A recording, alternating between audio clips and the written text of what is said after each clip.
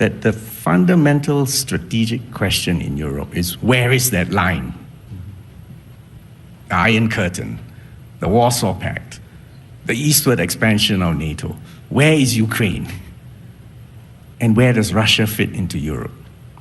Where is that line? And unfortunately, that question still results in ongoing bloodshed. In Southeast Asia, we don't want to be trapped in that same paradigm of where is that line.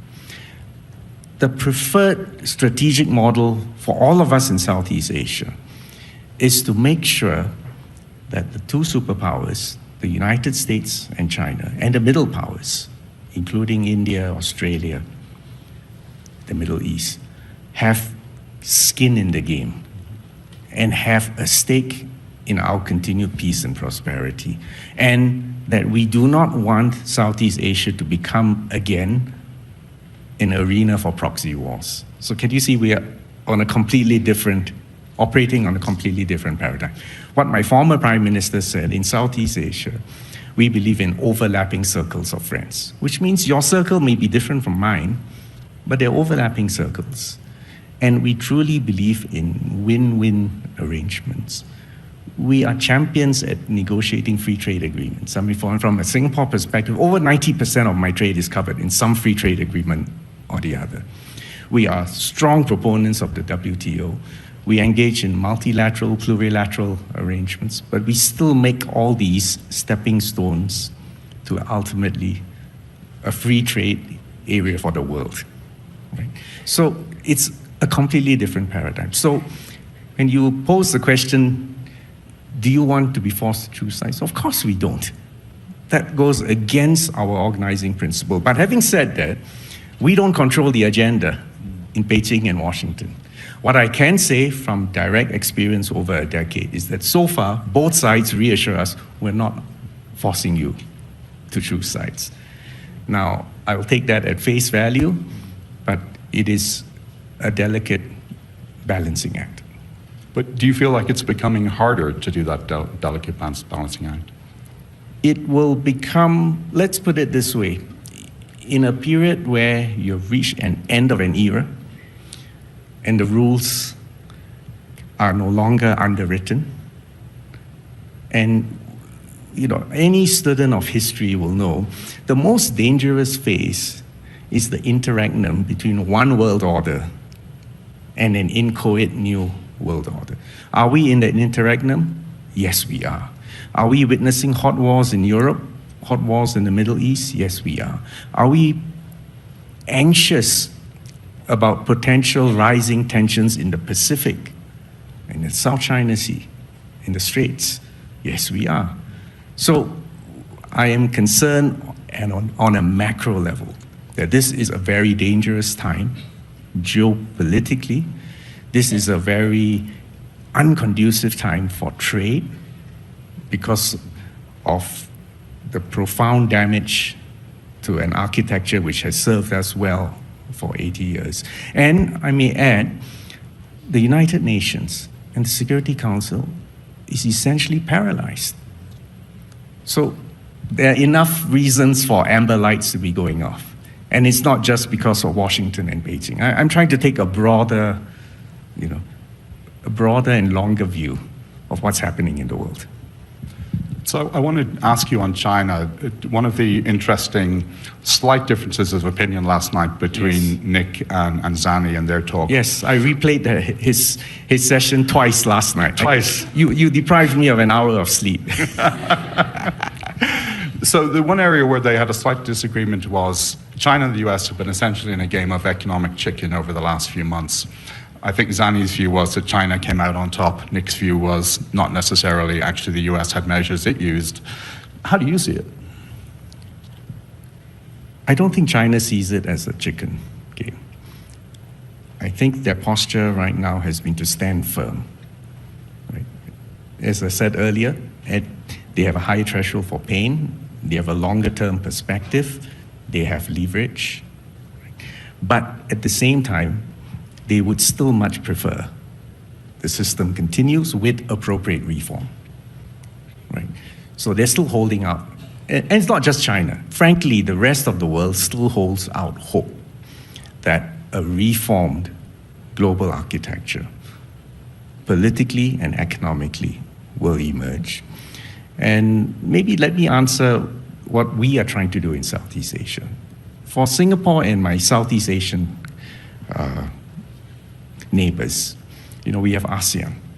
And within ASEAN, we are focused on bringing down systematically and comprehensively, not just tariff barriers, but non-tariff barriers. Because in fact, intra-ASEAN trade can and still should expand.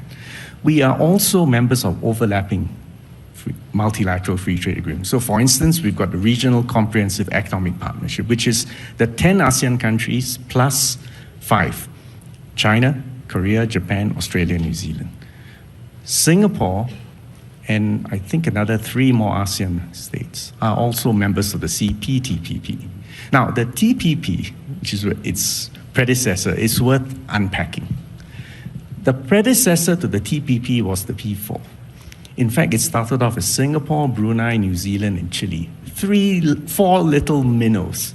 It is only after Japan and the US got interested that the TPP became a trans-Pacific big deal. Now, I know you said earlier on that President Trump pulled out the TPP, but it is worth remembering, even before the election, Secretary Clinton also backed off.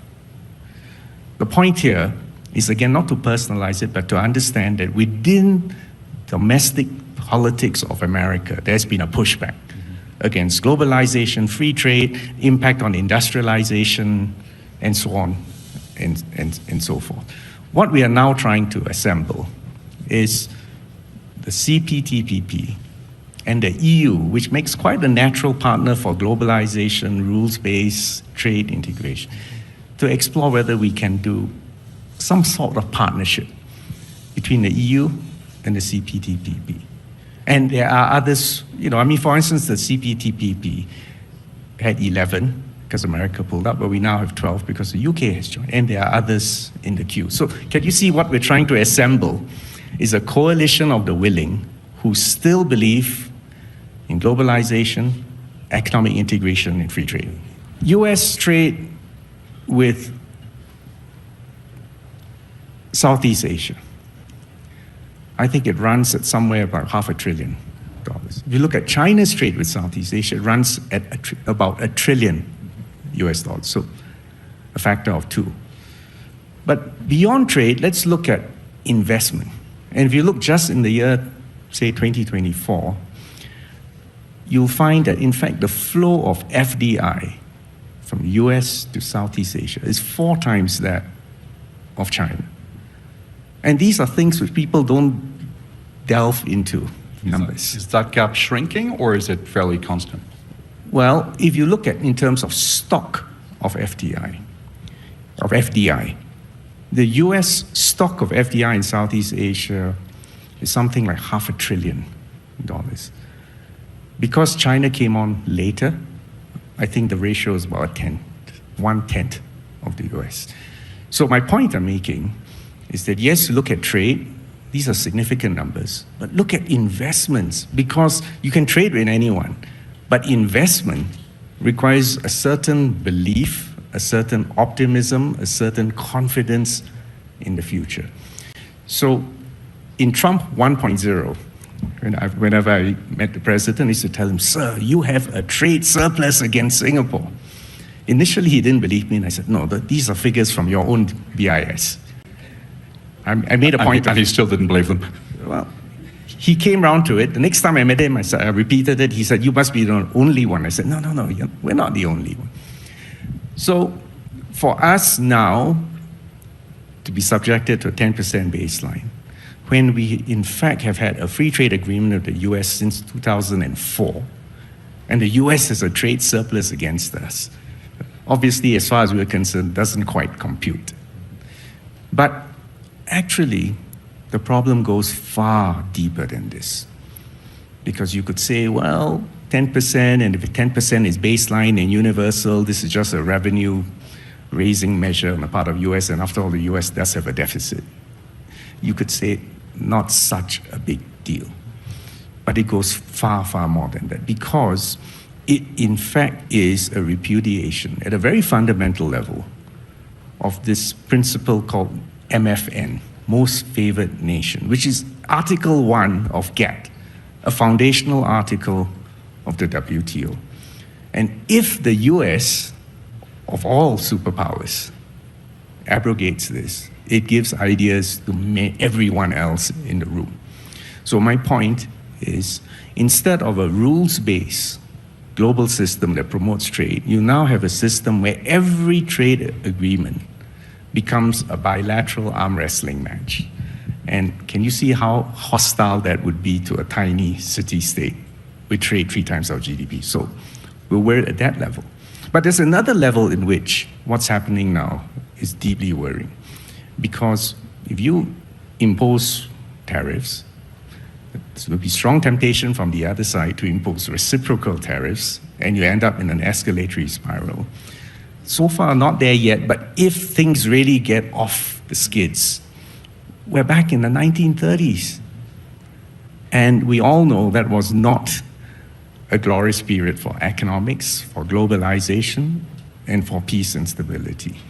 So yes, we are deeply worried. We'll have to see what happens now. And obviously, the real big contest in the room is actually China and the US, right? And while I've been in Washington a month ago, 2 months ago, I was in Beijing a month ago.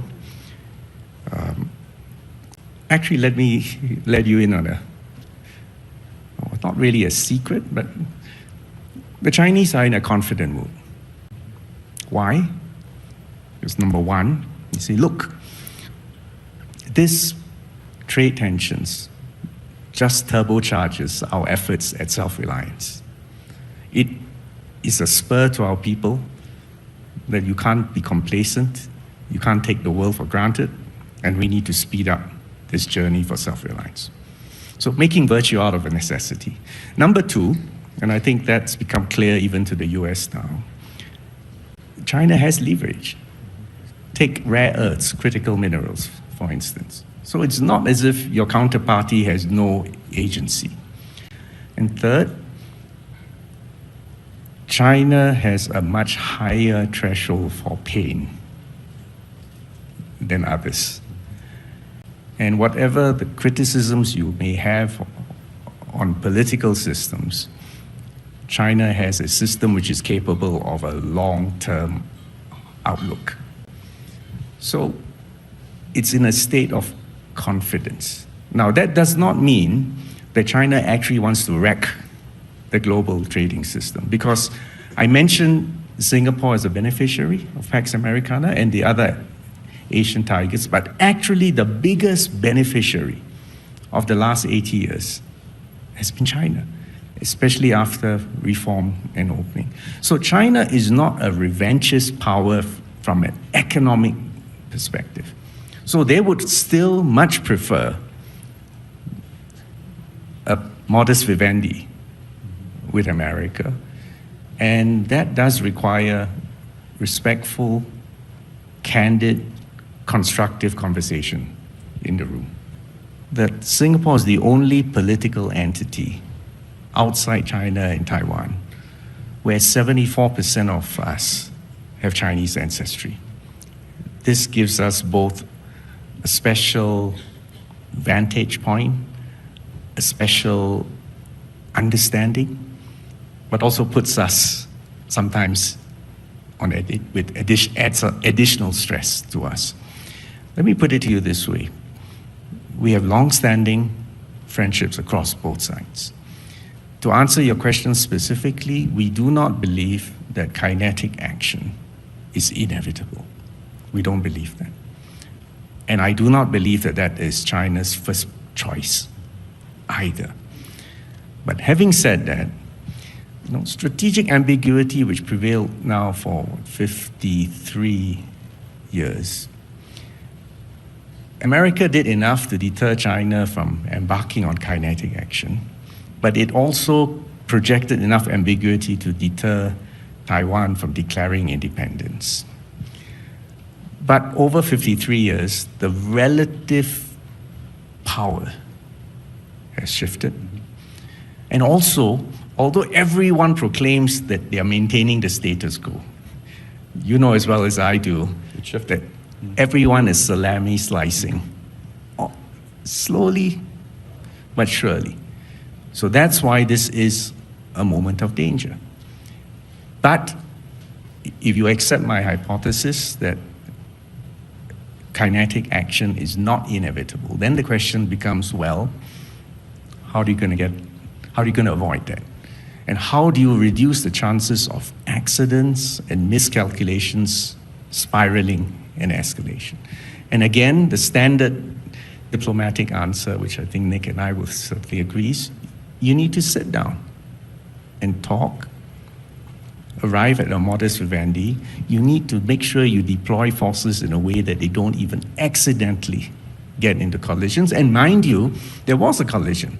I think it was in 2001. I think the Chinese plane crashed with loss of life. The American plane was severely damaged but managed to land in Hainan. And there was intense negotiation. I don't know whether Nick was involved at that point. No. There was intense negotiations and a solution was found. Can you imagine a similar incident today? And if you can't even pick up the phone and be sure that someone on the other side is going to listen, it's far more dangerous.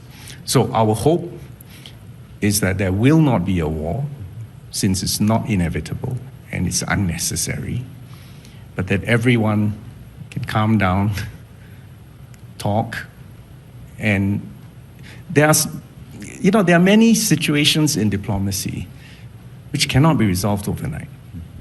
Territorial disputes, for instance, and I know something about that in Southeast Asia.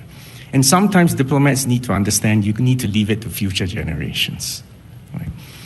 But don't prematurely push, because sometimes instead of putting things together, you get a rupture. And that's not in anyone's interest. So I'm making the plea for strategic patience and engagement, and to organize, the prospect of a modus vivendi between the US and China. If that happens, bear in mind, the biggest thing that's happening in town now is the technological revolution. AI, quantum, biotech, energy. And our greater anxiety looking forward is that for 2 to 3 centuries, the world has essentially been working on a common scientific application stack, which means we make a discovery, you publish it, you patent it, you get a temporary monopoly, but the world benefits from it and others get to work on it. This common stack planetarily has been a formula for rapid advances in science and tech, innovation, and we've been beneficiaries of it. If you get a hard attempt to bifurcate that stack, 3 things happen. You will cause inflation because you're no longer organized on the principle of comparative advantage and efficiency and sharing and competition. 2, you'll get a more disrupted relations because you have less to lose from just chucking the whole kitchen sink at the other person. And 3, you will slow down progress. So again, I'm trying to make the argument, if we are to maximize opportunities for the future, you need a modus vivendi. But my final point I wanted to make is that foreign policy, economic policy, technological policy begins at home. If you don't settle the situation back home, you won't be able to embark on all this. In the case of Singapore, we believe that free trade must be complemented by industrial policy and social security. If you don't get this triad settled, and instead you get polarized, divided people who feel that free trade has been an exercise in deindustrialization, unfairness, greater inequality, you will never generate the political consensus to make the necessary compromises internationally to put ourselves to be ready for the future. So that's my closing pitch, that if you believe in free trade, globalization, rules-based globalization, you need to pay attention to your domestic factors and the two things, industrial policy and social security. And by the way, on industrial policy, I don't mean picking winners and losers. I mean focusing on education, on infrastructure, on connectivity, and giving your people the skills and the confidence to go out there and harvest the opportunities that the new technological revolution offers. And you need to work on your Gini coefficient. One of the things which we are most proud about, you mentioned my former Prime Minister, is that in the last decade of his term, Singapore was able to reduce our Gini coefficient after taxes and redistribution. It fell from 0.4 to 0.36. And we'll hope to continue to work on that. But can you see how these things, social policy, industrial policy, and diplomacy, all interlock? And I just want to make this appeal, that everyone just chill, take a step back, understand the opportunities of the future, and understand the need to get your foreign policy, your domestic policy, and your economic policy in sync.